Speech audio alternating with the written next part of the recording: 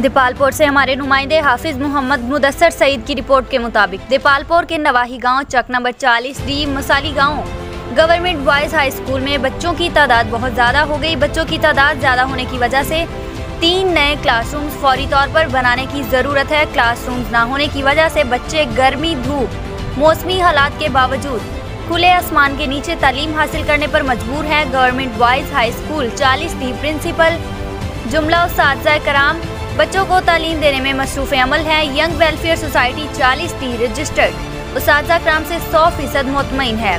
उस्ताद कराम की मेहनत से सालाना रिजल्ट शानदार होता है। अहलियाने गाँव Chak number 40 D young welfare society 40 D वज़ीर आज़म इमरान खान, वज़ीर आला Punjab Sardar Usman Buzdar, deputy commissioner Okara, assistant commissioner से फौरी नोटिस लेने का मुतालबा किया है। गवर्नमेंट बॉयज़ हाई स्कूल 40 डी दीपालपुर में फौरी तौर पर 3 नए क्लासरूम्स बनाने की मंजूरी दी जाए।